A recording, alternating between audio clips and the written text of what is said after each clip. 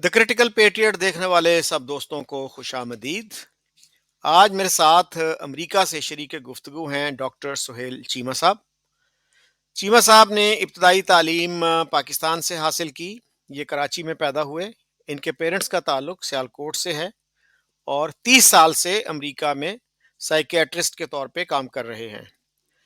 Doctor साहब, मैं जानना चाह रहा हूँ कि आप एक वांटेज पोजीशन पे हैं, वहाँ पे दे पूरी दुनिया पे आपकी एक तरह से नज़र होती है अगर आप अमेरिका में रहते हैं या बरतानिया में रहते हैं। और न्यूयॉर्क तो ख़ास तौर पे कॉस्मोपॉलिटन शहर है। हर मुल्क के, हर कल्चर के लोगों से आपका वास्ता पड़ता है। तो जब आप मिलते हैं मुख्तलिफ लोगों से, मुख्तलिफ नेशनैलिटीज़ के लोगों से, तो क्या तासुर आता है कि पाकिस्तान जो है वो तरक्की की दौड़ में क्यों पीछे रह गया? अस्सलाम वालेकुम शकील साहब and thank you so much for having me in your programme. और वक्तन फ़वक्तन जब आप मुझे अपने लिंक भेजते हैं तो मैं देखता हूँ and I really appreciate your sincere effort to educate and give awareness to lot of people specially हमारे थैंक अपने मुल्क के अंदर। Thank you sir.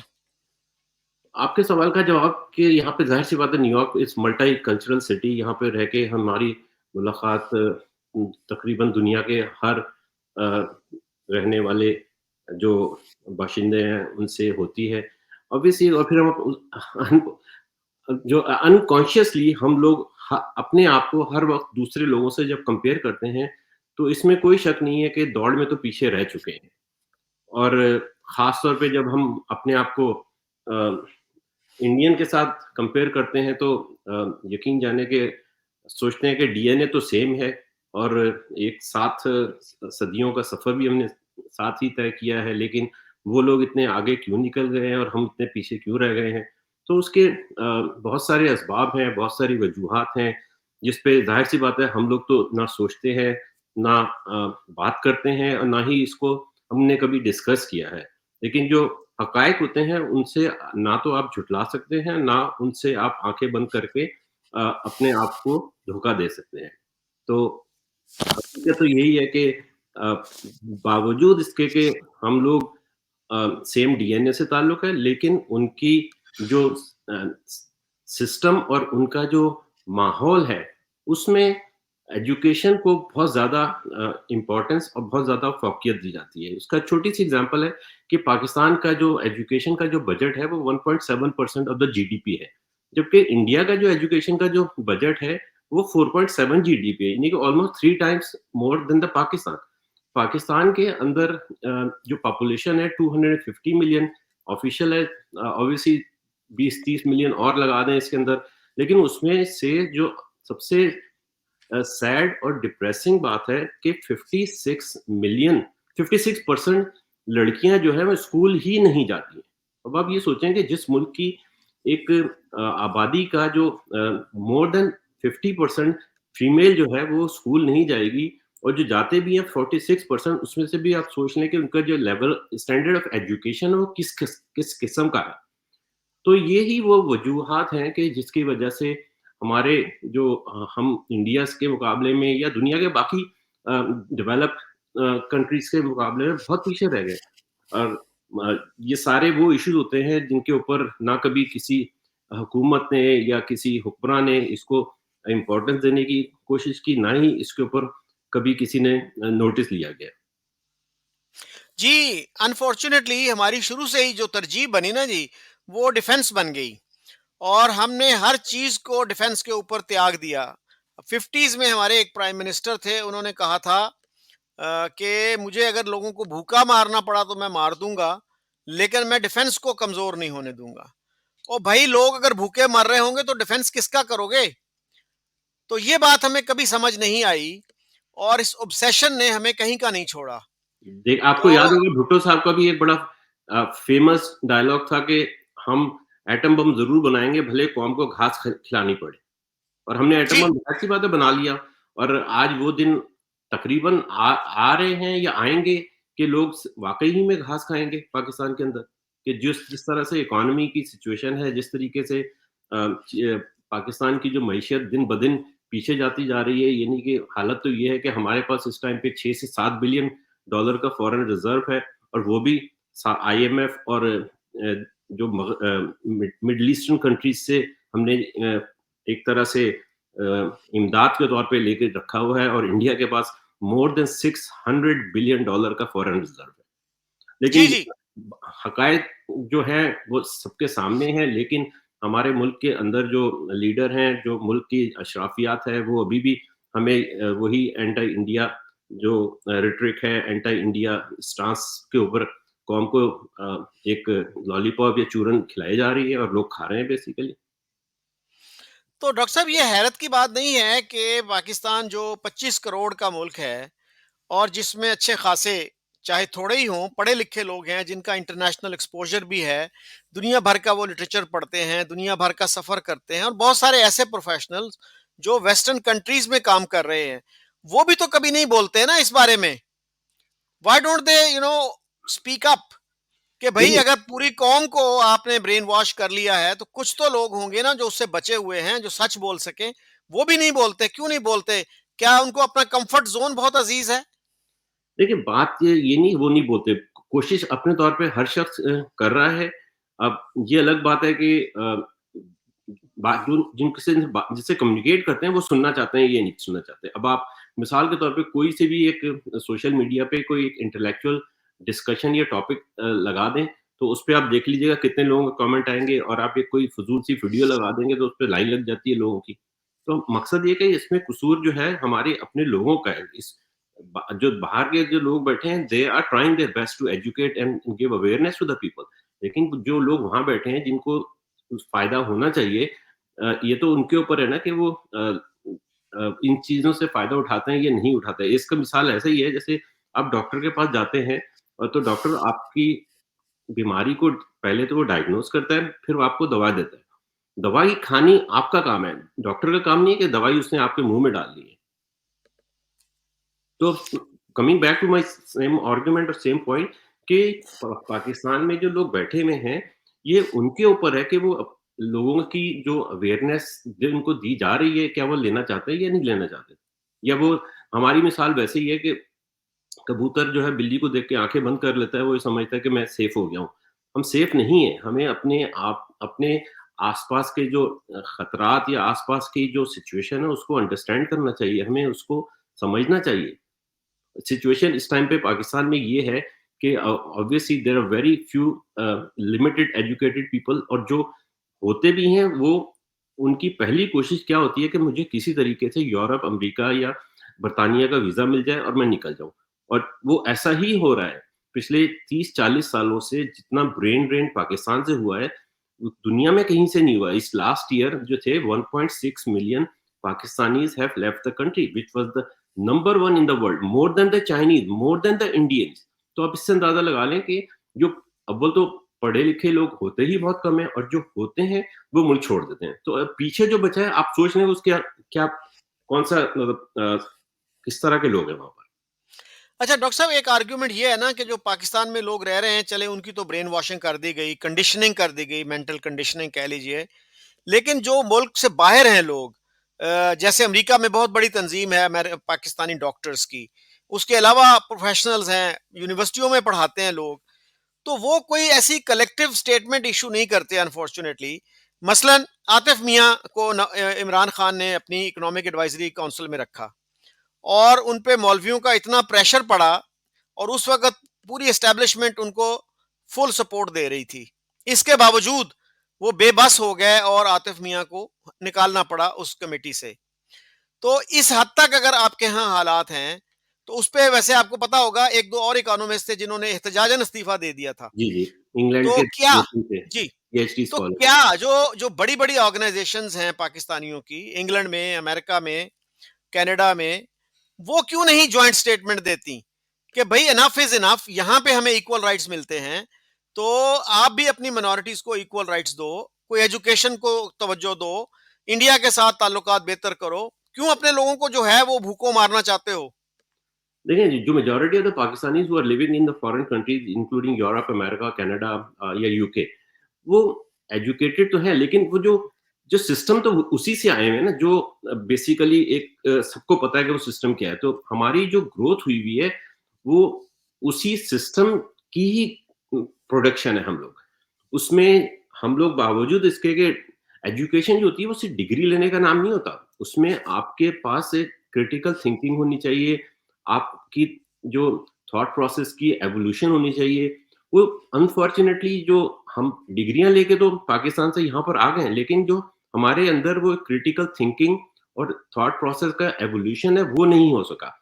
और जब तक वो नहीं हुँ, होगा, ये इन चीज़ों पे ना कोई बात करेगा और ना ही इन चीज़ों को कोई डिस्कस करेगा। और यही सबसे बेसिक प्रॉब्लम है, क्योंकि हमारे यहाँ जो एजुकेशन सिस्टम है, वो उसमें क्या जो बेसिक फ्लॉ है, क्या है फ्लॉ? कि हर चीज़ मेमोराइज़ेशन के ऊपर है। आपने स्कूल जाना है, डॉक्टर बनना है, इंजीनियर बनना है, बस चीज़ों को रट्टा मार के आपने डिग्रियाँ ले ली हैं और डिग्रियाँ मिल भी जाती हैं और उसके बाद आप एक प्रोफ़ेशनल के तौर पे पहचाने भी जाते हो।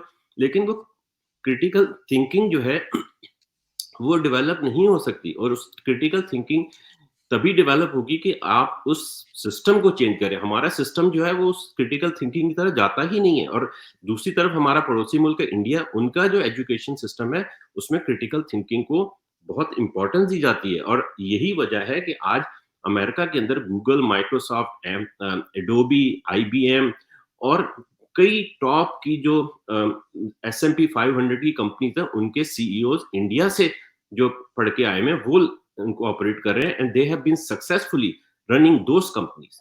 दूसरी तरफ आपको पाकिस्तान का एक भी कोई पढ़ा लिखा या पाकिस्तान के बैकग्राउंड से ताल्लुक रखने वाला आपको कोई सीईओ नहीं मिलेगा।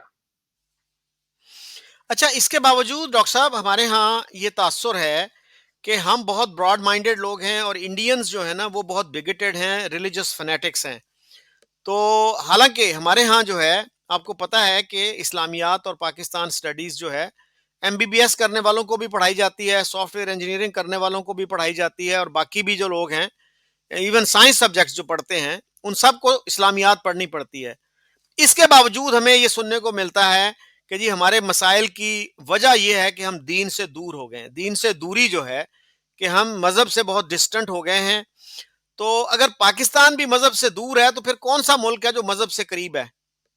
ये तो खैर बड़ा बचपन से हम सुनते आ रहे हैं कि जी हमारे मसाइल का हल इसलिए है कि हम सही तौर पे इस्लाम को मानते नहीं है या अमल नहीं करते। मेरी समझ में नहीं आता और कितना इस्लाम पे अमल किया जाएगा। जिस शख्स को देखो वहाँ पे दाढ़ी है, औरतों ने हिजाब पहने हुए हैं। अगर इससे ज़्यादा इस्लाम आप नाफ़िज़ नहीं कर सकते तो और कितना नाफ़िज़ करेंगे? मेरी तो ये समझ में नहीं आती बात।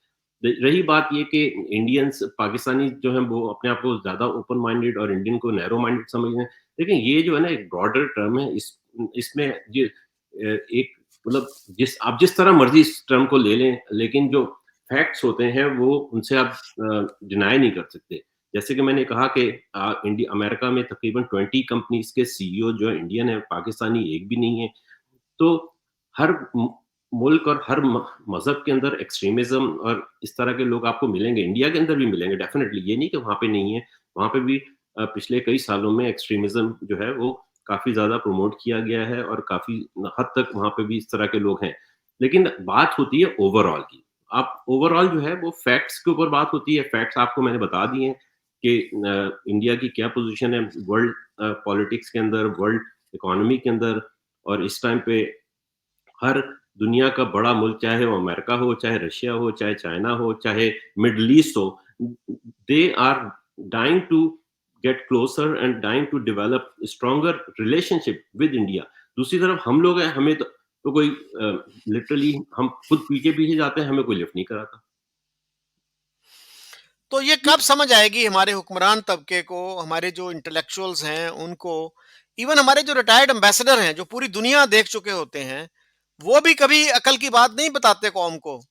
वो भी अपने कंफर्ट ज़ोन में ही रहना पसंद करते हैं कि भई हमें क्या ज़रूरत है, कोई हम ऐसी बात करें जिसकी वजह से हमें क्रिटिसिज़्म का सामना करना पड़े। तो क्यों ना हम मीठी-मीठी बातें करें और अवाम को जैसे वो सोए हुए हैं, उनको सोते रहने दें। शकील साहब, मसला ये है कि पता तो देखें, हकायक का तो सबको पता है, फैक्ट्स सबके सामने हैं। बात क्यों नहीं करते, उसकी भी वजह आपको पता है, क्योंकि आप पाकिस्तान में रहते हैं। पाकिस्तान एक ऐसा मुल्क या एक ऐसी सोसाइटी बन चुकी है जहाँ पर टॉलरेंस नाम की चीज़ बहुत कम है, और आपको नहीं पता कि आपके मुँह से किस तरह के अल्फाज निकलें और लोग उसको क्या समझें और आपके साथ क्या कर दिया जाए।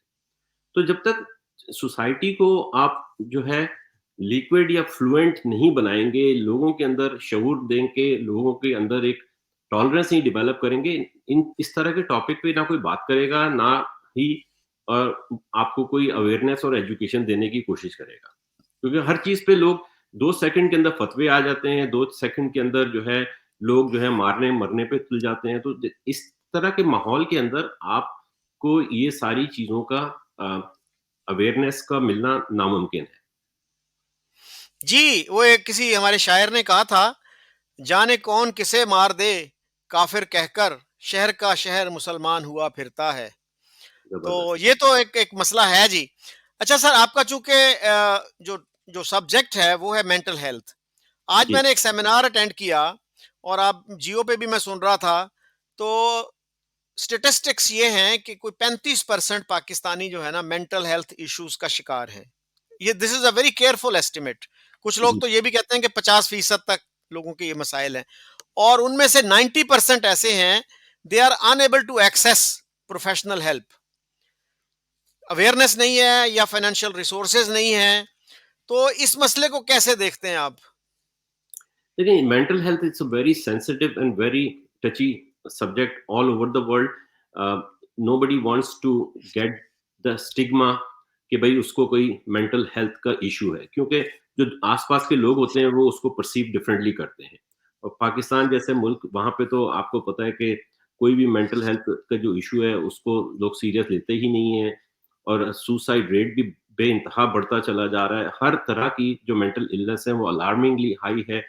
और ज़ाहिर-सी बात है, जिस मुल्क के अंदर पीने का पानी नहीं मिलता, जिस मुल्क के अंदर एंटीबायोटिक से ना मिलने से लोग मर जाते हैं, तो mental health is a very distant issue for those type of people. ये जो मेंटल हेल्थ है, ये it's more like a developed world का इश्यू है, और यहाँ पे इन चीज़ों को सीरियस लिया जाता है। पाकिस्तान के अंदर तो मसाइलों का एक अंबार लगा हुआ है। वहाँ पे किसके पास टाइम है कि मेंटल हेल्थ जैसे इश्यू के ऊपर बात की जाए, या फंडिंग या रिसोर्सेज़ प्रोवाइड किए जाएँ, which is very, very unfortunate and sad. लेकिन जो फैक्ट है वो फैक्ट है बेसिकली।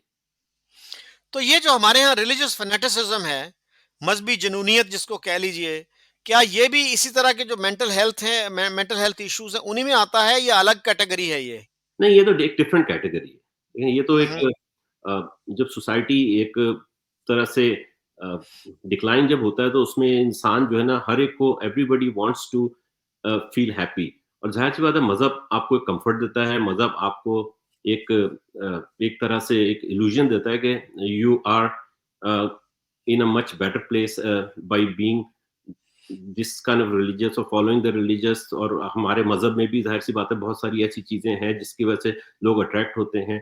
तो this everybody wants to feel happy, everybody wants to live in a comfort zone. तो मज़हब डेफिनिटली आपको एक कम्फर्ट ज़ोन तो प्रोवाइड करता है, जिसकी वजह से लोग जो है ना, इसकी तरफ जाते हैं। नहीं, लेकिन मज़हब पे अमल करना या मज़हब को अच्छा समझना एक अलग चीज़ है, लेकिन मज़हब के नाम पे कत्ल-ओ-गारत जो है, ये जो फैनेटिसिज्म और इंटॉलरेंस है, ये कहाँ से आई? देखिए, ये तो स्टेट की रिस्पॉन्सिबिलिटी होती है कि जब आप लॉ एंड हुँ, ऑर्डर ही नहीं होगा, हर तरफ जो है केओस होगा। जिस मुल्क के अंदर सलमान तासीर जो कि गवर्नर पंजाब था, उसको उसके अपने गार्ड ने मार दिया हुँ। किसी रिलीजियस फैनेटिज्म की वजह से, और वो बाद में जो गार्ड था, वो एक उसको बहुत बड़ा एक हीरो का दर्जा दे दिया गया। तो वहाँ पे आप इन चीज़ों को रोकना अ, आम आदमी के लिए तो ख़ैर, इवन जो किसी भी गवर्नमेंट के लिए भी रोकना नामुमकिन है। ये बहुत ही सेंसिटिव इश्यू है, इसको आम आदमी या किसी हुकूमत के बस का बाहर बहुत मुश्किल काम है। जी, और आपको पता है कि इस्लामाबाद जैसे शहर, जो कैपिटल सिटी है, वहाँ के लॉयर्स ने उस पे फूलों की पत्तियाँ बरसाई थीं। अभी थोड़े दिन पहले का एक वाक़या था इंटीरियर सिंध के अंदर, जो आपको पता होगा। वहाँ पे किसी ने एक तौहीने रिसालत के नाम के ऊपर किसी को जो है वो उसको उस लड़के ने खुद ही गिरफ्तारी पेश की कि भई मेरे फ़ेसबुक अकाउंट से किसी ने गलत किस्म की पोस्ट लगाई है, मेरा अकाउंट हैक हो गया था, लेकिन उससे पहले कि लोग मुझे मारे, मैं I just want to present my myself मुझ पे आप मुकदमा चला के प्रूफ कर दें, अगर मैंने किया होगा तो जो मर्ज़ी आप करना चाहें कर दें। उसको पुलिस के अफ़सर ने ही हुँ, थाने के अंदर मार दिया। जी, सीनियर ऑफिसर ने, जी। सीनियर ऑफिसर ने, जी। तो देखिए ना, इस तरह का जब माहौल होगा तो, और बाद में उस सीनियर पुलिस ऑफिसर के ऊपर भी लोगों ने फूलों की पत्तियाँ डाली, हार पहनाया उसको भी। तो जी। इस तरह के माहौल के अंदर ज़ाहिर-सी बात है कि it's becoming a very difficult and very sensitive issue, और हमारी जो अथॉरिटीज़ हैं, उनको इस इश्यूज़ के ऊपर जो है स्टेप लेने चाहिए। अगर नहीं लेते तो फिर सोसाइटी तो ऑलरेडी डिक्लाइन के ऊपर है, तो ये डिक्लाइन जो है दिन-ब-दिन जल्द से जल्द होता जाएगा बेसिकली। और सर आपके इल्म में है कि ये जो बंदा था जो मारा गया ना सिंध में, he was a medical doctor, doctor Shahnawaz. जी। और इसी तरह सर मुल्तान यूनिवर्सिटी में एक नौजवान था जुनैद हफीज़, जी, उस जी। पे इल्ज़ाम लगा, वो अमेरिका से पढ़ के गया, very, very bright young man from a poor family. तो वो मुल्क को सर्व करना चाहता था, वो मुल्तान यूनिवर्सिटी में लेक्चरर था। तो उस पे ब्लास्फेमी का इल्ज़ाम लगा और इमेजिन करें कि उसका लॉयर जो था, आईए जी, रहमान जो थे एचआरसीपी के, उनका वो भतीजा था। ही जी, was gun down in broad daylight. कि जी, ये उनकी उनको डिफेंड क्यों कर रहा है? आप अंदाजा करें कि आप वकील भी नहीं बन सकते किसी ब्लास्फेमी अक्यूज्ड के। और इसकी जो थियोलॉजिकल पोजीशन है उस पे आप देखिए कि जावेद गामदी जैसा एक जय्यद आलिम जो है, वो ये कह रहा है कि ये जो कानून है ये कुरान के भी खिलाफ है, हदीस के भी खिलाफ है और फिका के भी खिलाफ है। और मैं हैरान था कि किसी मौलवी ने उनको चैलेंज नहीं दिया कि आए जी मेरे साथ मुनाजरा कर लें, अगरचे वो मुनाजरे का मिजाज नहीं रखते, लेकिन किसी ने खानापुरी के लिए भी नहीं ये कहा कि आए जी मेरे साथ मुनाजरा कर लें। लेकिन इसके बावजूद ये एक ऐसा मौजू बन गया है कि इस पे हमारी पार्लियामेंट और हमारा मीडिया बात करते हुए डरता है। मैंने जैसे पहले अर्ज़ किया कि हम जब तक ये इस तरह के इश्यूज़ को रिज़ॉल्व नहीं करेंगे, इस तरह के इश्यूज़ को एड्रेस नहीं करेंगे, बहैसियत एक कौम हम आगे नहीं बढ़ सकते। क्योंकि जब तक सोसाइटी में टॉलरेंस नहीं आएगी, जब तक सोसाइटी के अंदर अ, अवेयरनेस नहीं आएगी, चीज़ें नहीं बढ़ेंगी। मैं आपको छोटी-सी मिसाल देता हूँ, जैसे मैं अमेरिका में रहता हूँ, मैं बाहर जाके सड़क पर अगर खड़ा होके गॉड फॉरबिड, मतलब जीसस क्राइस्ट को मैं उसके बारे में कोई अल्फाज़ कहना शुरू कर दूँ, तो यकीन जाने 10 लोग अगर मेरे बराबर से गुज़रेंगे, 9 इग्नोर करेंगे, और एक आदमी जिसको वो बहुत ज़्यादा मज़हबी रुझान रखने वाला होगा, वो पुलिस को कॉल करेगा, पुलिस आएगी और मुझे पकड़ के साइकियाट्रिक हॉस्पिटल में लेके जाएगी, थाने में भी नहीं लेके जाएगी, कि हम्म। पहले मेरा ज़हनी मुआयना करवाएँगे कि मैं मेंटली नॉर्मल हूँ या नहीं हूँ। हम्म। हमारे मुल्क में तो ज़रा कोई तसव्वुर भी नहीं कर सकता कि इस तरह की कोई बाहर सड़क पे कोई इस तरह की बात कर दी जाए, वो तो उसी वक़्त गन डाउन कर दिया जाएगा। जी जी, इस तरह के केसेस हुए हैं, कोई बंदा ज़हनी तौर पर माजूर था जी, और उसको जनाब अवाम ने, मॉब ने जाके मार दिया। जी। हम जो कहते हैं ना जी कि हमारे अवाम बड़े टॉलरेंट हैं, ये भी एक मिथ है। बहुत सारी जो किलिंग्स हैं, जिनको लिंचिंग कहते हैं, वो तो मॉब्स ने की हैं। अच्छा लेकिन सर आप सॉरी, मैं आपकी जी, बात काट रहा हूँ। देखिए, जी। पाकिस्तान जैसे मुल्क के अंदर आप खुद को एक कॉमन सेंस है कि सबको पता है कि ये इतना सेंसिटिव चीज़ है। एक नॉर्मल आदमी कभी भी बात नहीं करेगा बाहर खड़ा होके। अगर कोई कर रहा है, तो उसका जो है ना, ज़हनी मुआयना करवाना चाहिए कि भई एक आदमी नॉर्मल है या नहीं है। इसको हम हुँ, मारने से पहले देख लें, हो सकता है ये ज़हनी मरीज़ हो, जो इस तरह की बातें कर रहा है। लेकिन हम जैसे कि पहले डिस्कस किया हमने कि पाकिस्तान के अंदर तो मेंटल हेल्थ की अवेयरनेस है ही नहीं, तो ज़ाहिर-सी बात है लोगों को क्या पता कि क्या है तो क्या नहीं। उन्होंने तो लफ्ज़ सुने कि ये फलाँ आदमी इस तरह की बात कर रहा है, चलो जी इसको मार दो, क्योंकि मारने के बाद वो ये समझते हैं कि हम फौरन जन्नत में चले जाएँगे इस तरह के आदमी को मारने के बदले। अच्छा डॉक्टर साहब आप अपना पर्सनल अगर कोई बताना चाहें कि आपका इंटेलेक्चुअल एवोल्यूशन हुआ, कैसे हुआ? या आपके जो करीबी दोस्त थे, जो अमेरिका आए, कोई अज़ीज़, उनका कोई एवोल्यूशन हुआ हो, कोई चेंज हुई हो, तो क्या चेंज हुई है वो? देखिए, ये सोशल मीडिया जो है ना, ये एक, मैं समझता हूँ कि ये बहुत बड़ा एक चेंज और बहुत बड़ा एक रेवोल्यूशन और एवोल्यूशन जो ना लेके आ रहा है। तो अब मैंने जो सबसे इंटरेस्टिंग चीज़ देखी है, जैसे अभी थोड़े दिन पहले ज़ाकिर नाइक साहिब पाकिस्तान के दौरे पर आए हुए थे, तो मुझे बड़ी खुशी हुई कि जो अ, देहातों की जो बच्चियाँ, देहातों के लड़कों ने उनसे ऐसे-ऐसे क्रिटिकल सवाल पूछे, तो मुझे वो अंदाज़ा होना शुरू हुआ कि अवेयरनेस जो है वो फैलना शुरू हो चुकी है, और हम लोग जो ये सारी चीज़ें लर्न कर रहे हैं, this is all because of the social media. पहले लोग इस तरह के ना सवाल पूछते थे, ना इस तरह की सोच रखते थे, लेकिन अब लोगों ने चीज़ों को सोचना और समझना शुरू कर दिया है, और ये सफ़र है, देखें, हर चीज़ का एक टाइम होता है। मैं हम तो उम्मीद ही कर सकते हैं एज़ एन ऑप्टिमिस्टिक पर्सन के इंशाल्लाह पाकिस्तान के अंदर भी चीज़ें बदलेंगी और लोगों के अंदर अवेयरनेस आएगी, टॉलरेंस डेवलप होगी, लोग एजुकेट करेंगे अपने आप को, और ये जो सिस्टम जो चला आ रहा है, इस सिस्टम को बदलना पड़ेगा। अगर हमने इस सिस्टम को नहीं बदला और क्रिटिकल थिंकिंग वाले सिस्टम को अडॉप्ट नहीं किया, तो हम दुनिया की जो करंट जो एक दौड़ लगी हुई है, जो रेस है, उसमें तो बहुत पीछे ऑलरेडी रह चुके हैं। लेकिन अब सवाल ये पैदा होता है कि पीछे रहना है, सिर्फ पीछे ही रहना है या चलना भी है, हम कहीं गिर ना जाए। सबसे बड़ा जो खतरा है वो ये कि हम गिर ना जाए। अच्छा डॉक्टर साहब, आप जैसे जो लोग हैं, क्या वो कोई रोल अदा कर सकते हैं? मसलन जो डॉक्टर्स की एसोसिएशन है, कितने डॉक्टर्स हैं पाकिस्तानी बैकग्राउंड के? 20,000 तो है ना कम से कम? 18 से 20,000, जी हाँ, बिल्कुल। जी। तो वो अगर एक अपना कोई जॉइंट स्टेटमेंट दें कोई, या मुझे आप फैसिलिटेट करें जो इस वक्त लीडर हैं आपके इस एसोसिएशन के, मैं उनके साथ इंटरेक्ट करना चाहूँगा, उनका इंटरव्यू करना चाहूँगा। तो maybe that starts a process. Definitely I would give you the name of those people who are हुँ। रनिंग अपना ऑर्गेनाइजेशन और अपना एसोसिएशंस। तो आप उनसे कांटेक्ट कांटेक्ट करके आप फिर डेफिनेटली बात कर सकते हैं इस टॉपिक पे। एनी कंक्लूडिंग थॉट्स डॉक्टर साहब?